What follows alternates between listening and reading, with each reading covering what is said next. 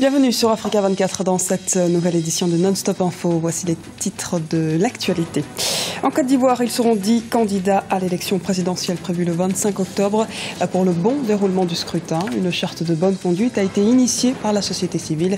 Sauf que ce document ne fait pas l'unanimité. Nous verrons pourquoi. Au Rwanda, la Cour suprême rejette une requête contre un troisième mandat du président Paul Kagame. Le Parti démocratique vert est la seule formation politique du pays à s'opposer à cette réforme constitutionnelle. Le Gabon lutte contre la corruption en Afrique centrale. Libreville, la capitale, abrite une rencontre de la communauté économique des États d'Afrique centrale à ce sujet jusqu'à ce 9 octobre. Les précisions à suivre dans ce journal. La campagne électorale pour l'élection présidentielle en Côte d'Ivoire démarre officiellement ce vendredi 9 octobre 2015. À la veille de cette étape décisive, une plateforme de la société civile a conçu une charte de bonne conduite dans le but de prévenir d'éventuelles perturbations. Les précisions de Déo Gracia Sokpodo.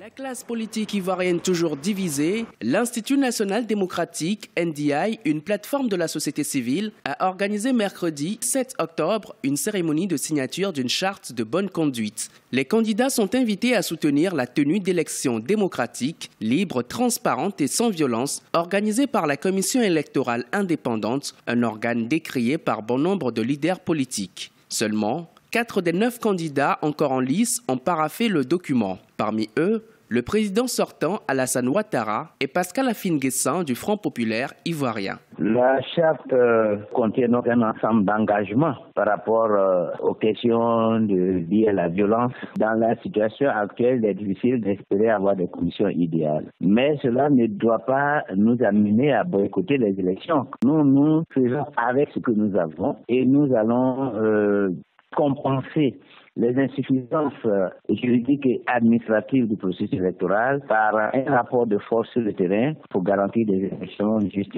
inclusives et transparentes. Selon la plateforme de la société civile ivoirienne, les autres candidats ont toujours la possibilité de signer la charte de bonne conduite, l'objectif étant surtout d'éviter une nouvelle crise post-électorale. Une ambition partagée par l'ensemble des acteurs politiques, mais pour certains, l'idéal serait surtout d'abord de garantir une élection transparente, respectant les règles d'équité dans l'ensemble du processus électoral. Comment voulez-vous que j'aille m'engager à respecter le verdict des urnes proclamé par la CEI alors même que je la contexte? Il lui fallut dans ces conditions que le NDI, au préalable, nous aide à régler la question de la CEI. Mais avant ça, il me semble incongru et incohérent que j'aille signer une telle charte. J'espère que M. Ouattara entendra raison, mais il faut qu'il comprenne. Les deux choses de l'une. Soit il y a des élections pour tout le monde, soit il n'y en a pas et pour tout le monde.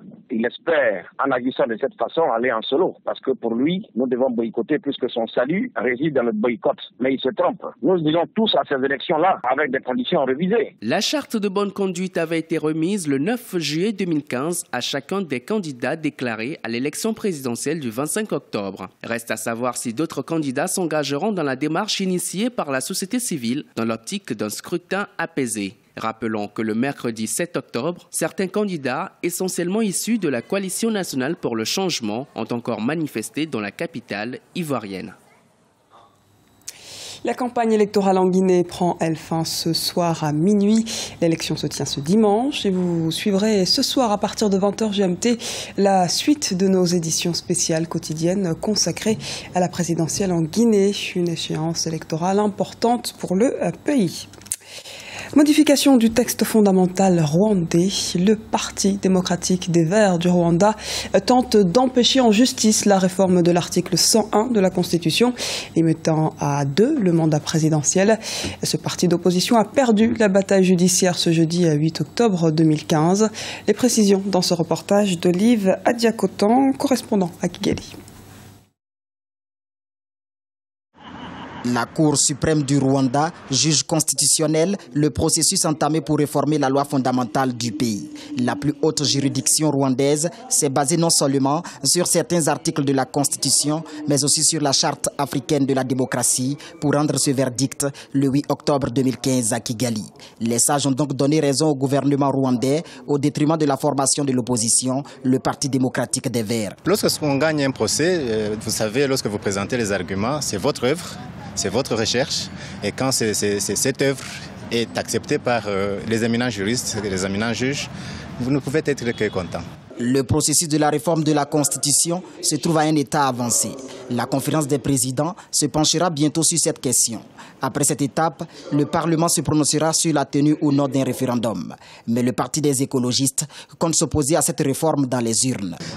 Le Rwanda ne compte pas que 4 millions de personnes favorables à un amendement de la Constitution. Il y a beaucoup d'autres qui ne sont pas d'accord avec ce changement. Désormais, notre stratégie sera de mener une véritable campagne pour que le non l'emporte lors d'un éventuel référendum. Rappelons que l'article 101 de la Constitution du Rwanda limite actuellement à 2 le septennat présidentiel. Le président Paul Kagame, élu en 2003 puis réélu en 2010, doit logiquement céder son fauteuil dans 2 ans. Mais ses partisans ont introduit auprès du Parlement rwandais près de 4 millions de pétitions favorables à un nouveau mandat du président Kagame à la tête du pays après 2017. La corruption est l'une des principales entraves au développement. Les institutions nationales anticorruption de tous les pays membres de la communauté économique des États d'Afrique centrale sont actuellement réunies au Gabon afin de mettre en place un réseau régional destiné à coordonner leur action pour mettre fin à ce genre de pratiques. Les précisions de Paul de Singwe. Il souhaite éradiquer la corruption en Afrique centrale. 10 États de la CEAC se sont réunis à Libreville dans le but de mettre en place des mécanismes afin de combattre ce fléau. À l'issue de cette rencontre, le RINAC, le réseau des institutions nationales de lutte anticorruption, verra le jour. Des études réalisées par des institutions très sérieuses ont montré que l'Afrique centrale, espace CEAC, perd chaque année 40% de ses ressources à cause de la corruption et que nous avons aujourd'hui environ 55 milliards de dollars US en flux financiers illicites, donc qui quittent l'Afrique pour d'autres continents. La situation est grave et l'espace CEAC à lui seul représente environ 1/3 des richesses de l'Afrique. Selon le rapport Doing Business de la Banque mondiale, les 16 pays les moins cotés pour réaliser les affaires au monde se trouvent en Afrique, dont 4 dans la seule sous-région Afrique centrale. Le RINAC devrait donc permettre de renforcer les capacités de ses membres en multipliant le partage des connaissances et d'informations afin de mieux lutter contre la corruption dans cette zone.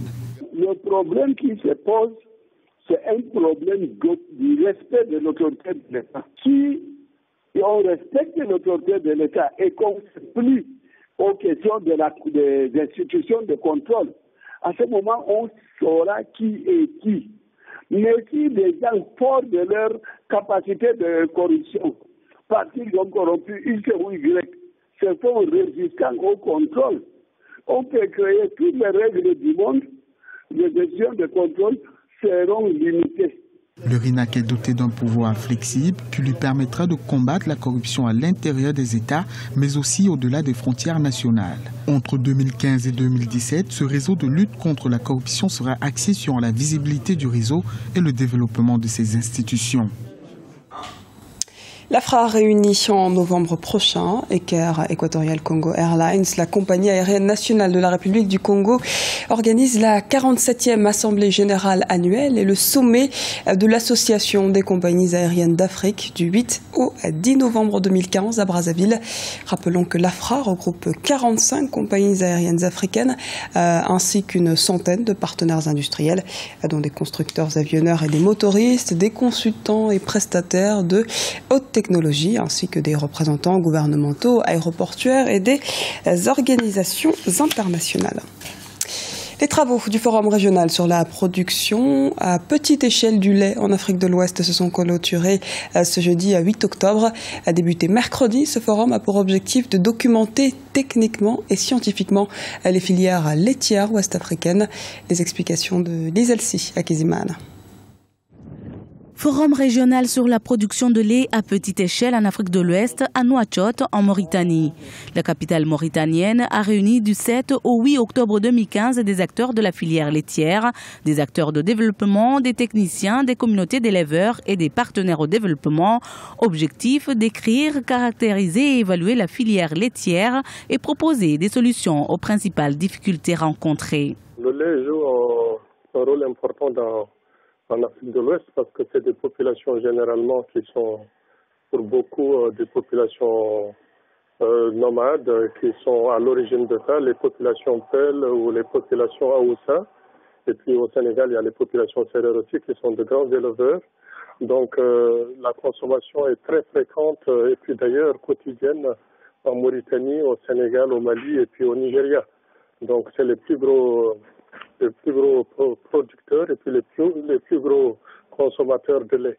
Donc, cause pour laquelle le sommet se tient à Nouakchott, parce que la Mauritanie, avec ses 4 millions d'habitants, dépense à peu près entre 150 et 200 millions de dollars par an pour acheter du lait.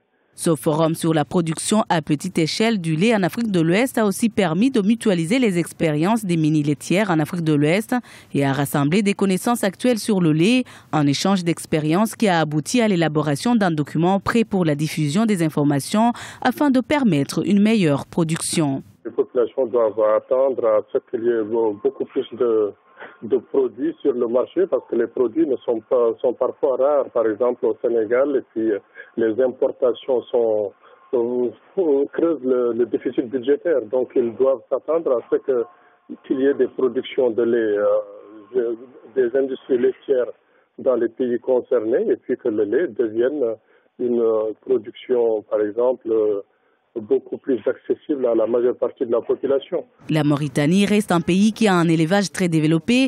Le secteur pastoral contribue à 14% au produit intérieur brut et génère 70% de la valeur ajoutée du milieu rural. La valorisation de ce secteur nécessite néanmoins du soutien en matière de recherche, de la mise en place d'infrastructures appropriées et de financement à l'endroit des éleveurs. Ce journal a été réalisé par l'ensemble de la rédaction. Merci pour votre fidélité. Retrouvez dans un instant une nouvelle édition de l'actualité sur Africa 24.